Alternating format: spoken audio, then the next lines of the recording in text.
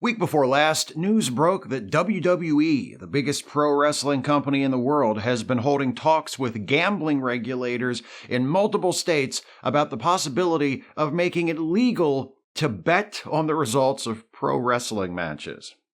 You folks who watch my stuff regularly probably know that I am a pro wrestling fan. I have been since I was 7 years old. I love wrestling.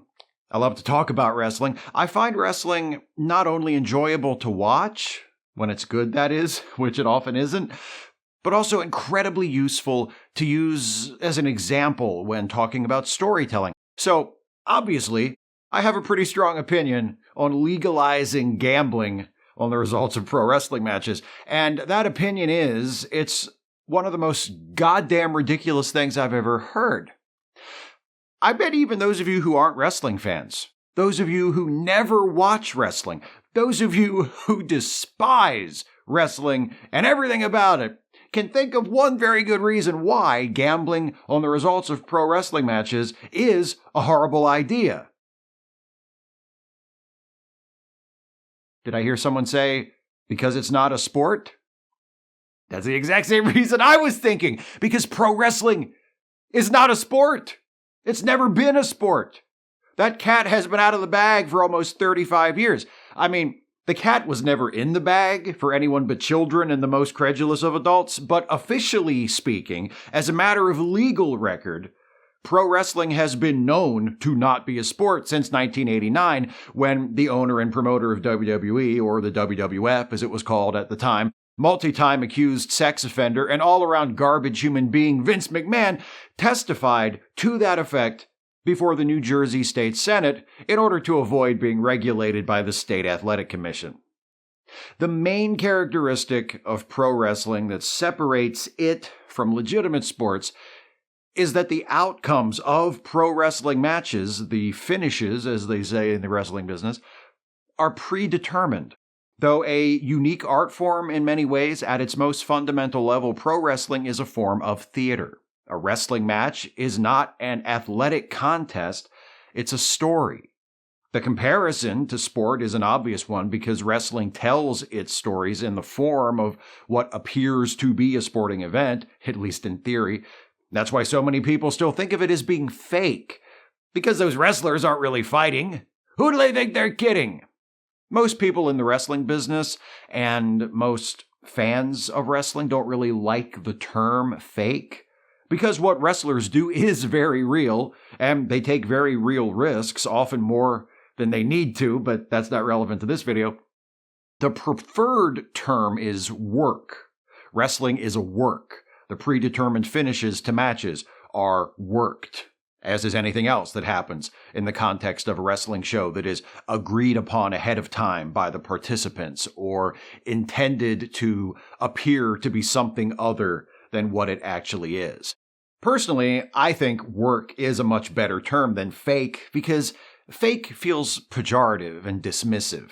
Even if you don't like wrestling, you should at least judge it for what it is. We don't call movies fake. If a character in a gangster movie gets shot and falls down dead, we don't roll our eyes and turn to our friend and go, that wasn't a real gun. He's just pretending. So why would we say that when a wrestler sells a punch? If you insist on thinking of wrestling as a sport instead of a form of theater, surely it's more accurate to characterize it as fixed rather than fake? Yes, wrestlers are cooperating to give the appearance that they're fighting each other and hurting each other without actually, hopefully, hurting each other, but they're still taking real risks in the ring, and quite often, they are actually hitting each other. They're doing athletic things for real, often in very impressive fashion, but the finishes are decided on ahead of time, so it's not a legitimate sport, it's a fixed sport, if you want to look at it that way. Why would anyone want to bet on a fixed sport? Especially a sport that everyone knows is fixed. If nobody knew it was fixed, or if it was at least an open question whether it was fixed, then I guess it makes sense to bet on it. But only if you're the one who fixed it, or you know what the fix is. If a sport is fixed and everybody knows it's fixed, what is there to bet on? How would it be gambling? But But those geniuses at WWE have anticipated this objection. I'm quoting now from the CNBC article about this story. WWE is working with the accounting firm EY to secure scripted match results in hopes it will convince regulators there's no chance of results leaking to the public. Accounting firms PwC and EY, also known as Ernst & Young, have historically worked with award shows, including the Academy Awards and the Emmys, to keep results a secret. Gambling on the results of award shows is legal in some jurisdictions. WWE is arguing that gambling on its match results would work the same way, with the finishes kept a closely guarded secret until they actually occur. But this isn't an apples-to-apples comparison, no matter how much WWE wants us to think it is. Yes, the results of award shows are known by a handful of people before they are announced during the official ceremony, and yes, historically, the folks at Ernst & Young and similar firms have been able to successfully keep those results a secret, but those results are determined through voting. Awards balloting is like a little election, and elections, again in theory, aren't fixed. In other words, even though the results of award show balloting are known to a small group of people before they are revealed to the public, they aren't predetermined in the same sense that the finish of a pro wrestling match is. Betting on the result of a pro wrestling match is less like betting on who wins Best Picture at the Oscars and more like betting on who wins the climactic fight in the new Creed movie. But that's not a perfect comparison either, because movies are finished long before they're released, whereas wrestling matches take place live. As long as the result of a pro wrestling match could be kept a closely guarded secret, why couldn't the general public gamble on it? This is apparently exactly what people within WWE are thinking. Again, from the CNBC article, in discussions about how gambling on wrestling could work, WWE executives have proposed that scripted results of matches be locked in months ahead of time. According to people familiar with the matter, the wrestlers themselves wouldn't know whether they were winning or losing until shortly before a match takes place, said the people. My problem with this isn't that it wouldn't work in theory, it's that I don't think it's realistic. Pro wrestling isn't a legitimate sport, and the results of pro wrestling matches aren't chosen by ballot. Pro wrestling is a form of theater. A creative enterprise. A particular wrestler is chosen to win a match because that result is determined to be the best thing for the story that is being told through that match. Back in the old days, the person who determined the results of wrestling matches was called the booker. That's why to this day, when people in the business and fans talk about the crafting of stories in wrestling, they refer to it as booking. Good wrestling booking, the kind that excites fans, engages them, makes them want to watch TV shows, buy tickets, and order pay-per-views, is no different, broadly speaking, than other forms of storytelling that capture the audience's imagination. It needs to make sense. The winners of wrestling matches, especially the big main events that headline flagship events like WrestleMania, aren't chosen at random. In a well-booked wrestling company, the wrestler who wins a match is the wrestler who should win the match, in terms of the story being told. Sure, there are times when it's difficult to predict who the winner will be when the story could go either way, but more often than not, again, especially for the biggest matches, the winner is a foregone conclusion.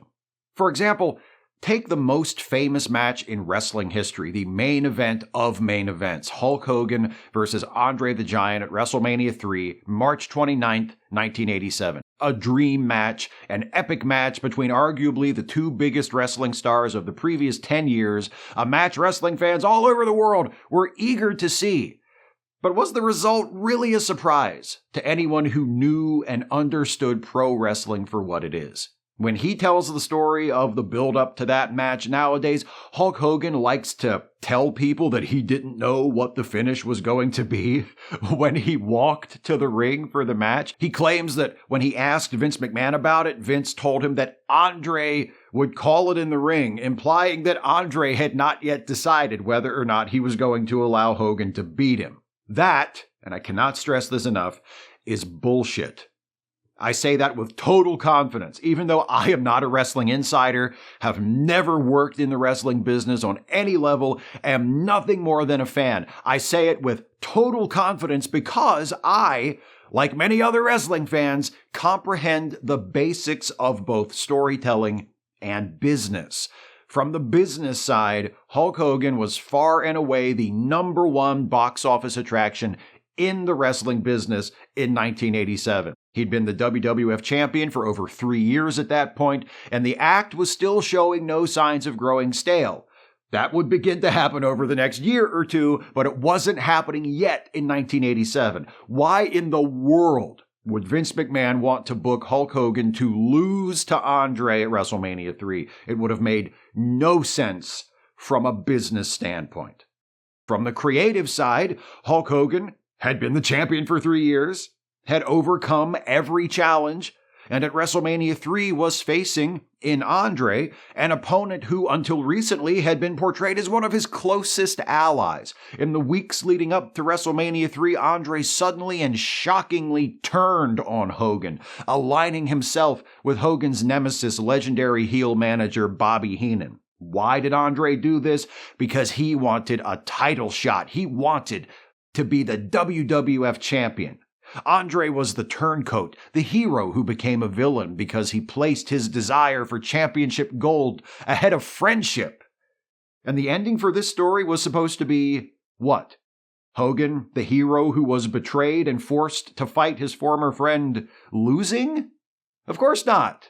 Hogan was obviously beating Andre. Everyone over the age of 10 with half a brain in their head knew it. Hogan beating Andre was the whole point of the program. So if the winner of the match is that predictable to anyone paying attention, and if the winner is determined not by a legitimate athletic contest or an undirected process like an election, how is it gambling? I said earlier that in the old days, a wrestling company would have a booker, one person entrusted with the authority to decide which wrestlers worked together and who won and lost matches. In 1987, WWE, then the WWF, was booked by Vince McMahon himself, who worked with a small group of trusted advisors, including his top star, Hulk Hogan, to determine winners and losers and drive the overall creative direction of the company. It's not that way anymore. WWE now employs teams of writers to craft storylines. If gambling on pro wrestling match results is legalized, am I really supposed to believe that none of those writers will ever use their insider's knowledge of upcoming match results to make some extra cash on the side? No WWE writer or in-the-know producer or executive is ever going to tip off a buddy on a sure thing in exchange for a nice fat percentage of the winnings. You seriously expect me to believe that? More to the point, WWE seriously expects state athletic commissions to believe that. If they do, they might as well try just claiming pro wrestling is a real sport again, because anyone who believes the former is definitely gullible enough to believe the latter. And the latter is a lot less complicated.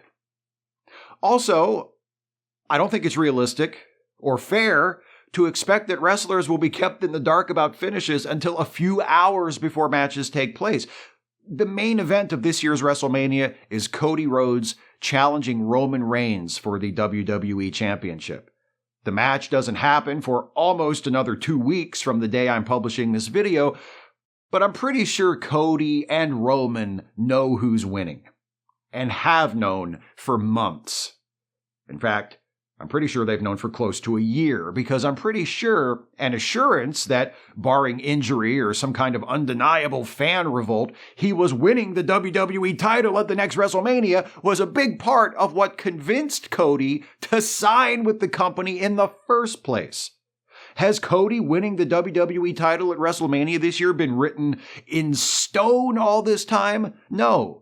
But has that been the intention all this time? Yes, clearly. And I don't see how anyone who has been following WWE's product over the last year could seriously think otherwise. So, what if WWE succeeds in getting gambling on the outcomes of matches legalized on the condition that they keep match results a secret from almost everyone, including the wrestlers, until a few hours before the event? Suppose that happens, and then the company has the opportunity to sign a major star away from another company. For instance, current All Elite Wrestling World Champion Maxwell Jacob Friedman, better known as MJF, whose contract with AEW is set to expire next year. Let's say MJF's contract is about to run out, and he begins negotiating with WWE to possibly jump to that company. And during the negotiation, MJF says, I like the amount of money you're offering, I like the schedule, I'm willing to sign the contract, but there's one more thing. You don't have to write this down anywhere, but just give me your verbal assurance that I'll win the next Royal Rumble. The Royal Rumble is one of WWE's biggest annual matches, definitely the sort of event gamblers would be betting on.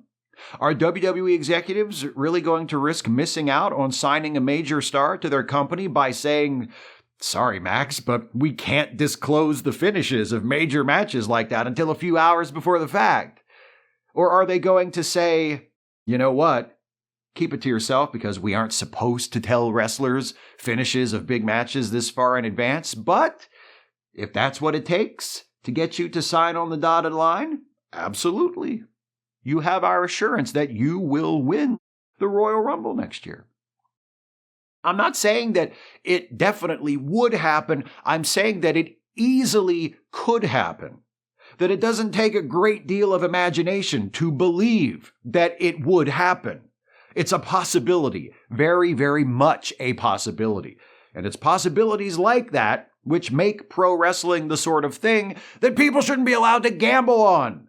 Because you're not gambling on an unknowable result like the outcome of a baseball game or a known result that can plausibly be kept a secret until it's publicly revealed, like who the Oscar winners are. You're gambling on a predetermined result that either would or very easily could be known by many people hours, days, even months in advance. That's not a gamble. That's a con waiting to happen. And unless they're in on it, whether they're shady guys who operate out of dimly lit booths in the backs of restaurants or businesses with websites and advertising like FanDuel and DraftKings, most bookmakers aren't going to want to put up the money to cover a con. Bookies are trying to soak the marks, not to become one of them. Speaking of DraftKings, wrestling fans might recognize that name, since it does allow people to gamble on WWE and AEW events. It's even a sponsor of AEW. DraftKings sponsors pools that ask participants to make a series of predictions about a particular match or event. You're not betting solely on the outcome of a match, but on a series of things happening. In fact, you're not actually betting at all. These pools are free to play, giving away prizes to randomly selected participants who make correct predictions. DraftKings and other similar businesses use free pools like this to attract new users to their websites. You don't need to pay to enter the pools, but you do have to create an account. It's the equivalent of a casino giving you a few tokens on the house, so you can see how much fun it is to play the slots. As a lifelong wrestling fan, I think legalizing gambling on pro wrestling is a really, really bad idea. It's such a bad idea, I really can only think of two kinds of people who would even want it. Chronic gamblers and WWE executives. To the chronic gamblers, my question is this: don't you have enough shit to gamble on? There are so many actual sports you can bet on. You can bet on award shows. You can bet on elections. Do you really need to be able to bet on pro wrestling too? And my question to WWE executives is, shouldn't you worry about creating a product that people want to watch for reasons other than they've got money riding on it? I know that TV ratings have been hovering around historical lows for years, and that wrestling hasn't occupied a position of any significant prominence in broader popular culture since the last boom period ended in the early 2000s, and I'm sure you'd like to change that. But maybe if your wrestling shows were booked better, people wouldn't have to call their bookie before they started giving a shit. I'm just realizing how much book-related terminology there is in this story. Sorry about that.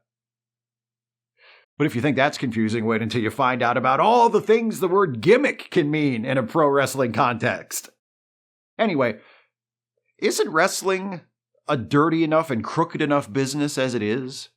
Do we really need to add in gambling too? Even if it could be incorporated in a sensible, workable, incorruptible way, which it couldn't, allowing people to bet on pro wrestling just doesn't make sense. And I say that as someone who has bet on pro wrestling. It was nothing official, of course. I suppose technically it was illegal, but it was a private bet between friends. One year, my buddy Dave and I made a bet on the main event of WrestleMania. I lost. Before you think that my anti-gambling stance comes from any bitterness on my part, I should tell you that the bet was for 10 cents, and the year was 1990. It was WrestleMania 6, Hulk Hogan versus the Ultimate Warrior. I took Hogan. Looking back, it was obvious Warrior was winning, but what can I say? I was 9. I didn't believe in Santa Claus anymore, but pro wrestling? That was a different story. And I was a Hulkamaniac. So you see, since then I've grown smarter in a few different ways.